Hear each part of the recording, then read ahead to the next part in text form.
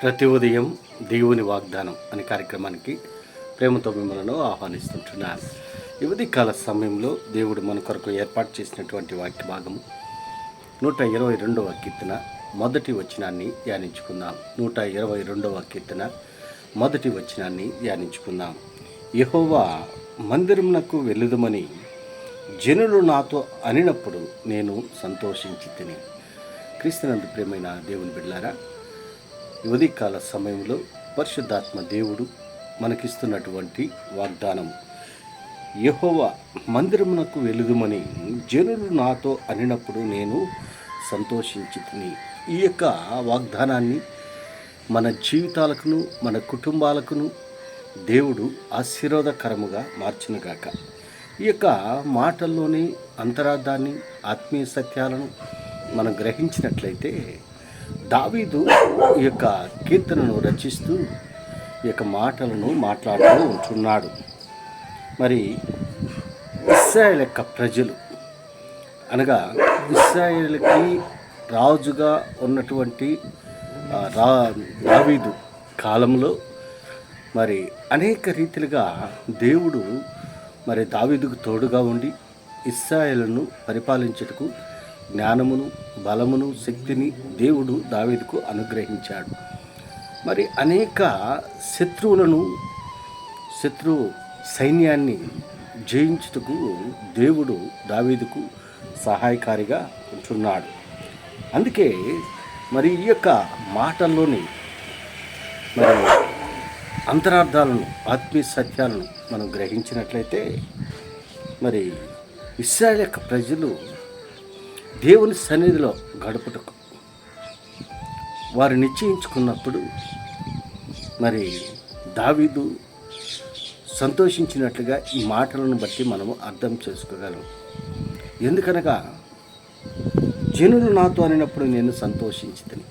దేవుని సన్నిధిలో గడుపుట వలన కలిగేటువంటి ఆశీర్వాదాలు మరి మనం గమనించినట్లయితే 7వ వచనంలో, నీ ప్రాకారములలో నెమ్మది కలుగును గాక, నీ నగరంలో క్షేమముండును గాక. మరి దేవునితో గడుపుట వలన, దేవుని సన్నిధిలో గడుపుట వలన మరి నెమ్మది కలుగును గాక, క్షేమము ఉండు. అనగా ఆయన సన్నిధిలో నివసించు వారందరూ ధన్యులు అని దేవుని యొక్క వాక్యంలో మనం చూస్తుంటున్నాం. ఆయన సన్నిధిలో సంపూర్ణ సంతోషము కలుగుతూ ఉంటుంది. ఆయన సన్నిధిలో నిత్య ఆనందము కలుగుతుంది. జనులు మరి ఇశ్రాయేలు యొక్క ప్రజలు దేవుని సన్నిధిలో గడుపుటకు నిశ్చయించుకొని మరి దేవునితో సహవాసం చేయాలని నిశ్చయించుకున్నప్పుడు దావీదు హృదయము సంతోషించినట్లుగా మనం ఈ మాటలను బట్టి మనం చూడగలం. అందుకే 6వ వచనం, యెరూషలేము యొక్క క్షేమం కొరకు ప్రార్థన చేయండి. యెరూషలేమా, నిన్ను ప్రేమించువారు వర్ధిల్లుదురు. యెరూషలేము అనగా దేవుని యొక్క పట్టణముగా ఉంటున్నది.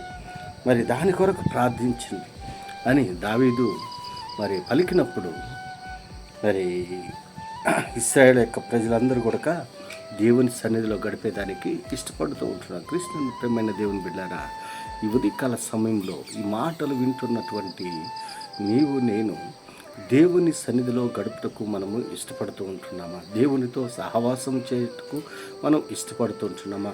దేవుని సన్నిధిలో గడుపుట వలన కలిగేటువంటి దీవెనలు మనం చూడగలము. ఆయన సన్నిధిలో గడుపుట వలన సంపూర్ణమైనటువంటి సంతోషము, నెమ్మది కలుగుతూ ఉంటుంది. ఈ లోకంలో మరి తాత్కాలికమైనటువంటి సంతోషం, తాత్కాలికమైనటువంటి ఆనందము, కానీ ఆయన సన్నిధిలో నిత్య ఆనందము అనగా నిత్యము సంతోషము, సమాధానము, శాంతి ఇవన్నీ కూడా ఆయన సన్నిధిలో లభ్యమవుతూ ఉంటున్నాయి, దొరుకుతూ ఉంటున్నాయి. అందుకే ఇక్కడ అంటున్నాడు, నీ ప్రాకారంలో నెమ్మది కలుగును గాక. ఆయన సన్నిధిలో గడుపుట వలన, ఆయన మందిరములో నివసించుట వలన కలిగేటువంటి దీవెనలు ఇక్కడ మనము చూడగలం. అంతేకాదు కానీ 8వ వచనం, నా సహోదరుల నిమిత్తము, నా సహవాసుల నిమిత్తమును నీకు క్షేమము కలుగును గాక అని నేను అందును. మన దేవుడైన యెహోవా మందిరము నిమిత్తము నీకు మేలు చేయు ప్రయత్నించెదను. దేవుడి పైన దావీదుకు ఉన్నటువంటి ప్రేమను మరి మనం చూడగలం. దావీదు యొక్క వ్యక్తిగత జీవితంలో ఏ రీతిగా దావీదు తన జీవితాన్ని దేవుని కొరకు సమర్పించుకున్నాడు, దేవుని కొరకు మరి ఏ రీతిగా ముందుకు కొనసాగాడో మనం దావీదు జీవితంలో నుంచి మనం నేర్చుకోగలం. అందుకే దావీదును బట్టి దేవుడు ఒక సాక్ష్యాన్ని మనం చూస్తూ ఉంటున్నాం. దావీదు నా హృదయానుసారుడు అని దావీదు గురించి దేవుడు సాక్ష్యం ఇస్తూ ఉంటున్నాడు. క్రీస్తుని ప్రేమైన దేవుని బిడ్డలారా, ఆయన సన్నిధిలో నివసించుట మరి మనకెంతో ధన్యకరం. ఆయన సన్నిధిలో మరి ఉండుట మనకెంతో ఆశీర్వాదకరం. ఆశీర్వాదాలు పొందుకోవాలని నీవు ఇష్టపడుతూ ఉన్నట్లయితే, ఆశీర్వాదాలు అనుభవించాలని నువ్వు ఆశపడుతూ ఉన్నట్లయితే, ఆయనతో సహవాసం చేయటం, ఆయన సన్నిధిలో నివసించటం, ఆయన మందిరంలో ఆయన్ని ధ్యానించటం. ఎందుకనగా ఆయనతో సహవాసం చేస్తే సమాధానము, ఆయనతో సహవాసం చేస్తే నెమ్మది, ఆయనతో సహవాసం చేస్తే శాంతి దొరుకుతూ ఉంటుందని ఈ కొద్ది మాటల ద్వారా నేను హెచ్చరిక చేస్తుంటాను. దేవుడి యొక్క మాటలను మరెక్కువగా మీకును మీ కుటుంబాలకును ఆశీర్వాదకరంగా మార్చినగాక. ఆమేన్.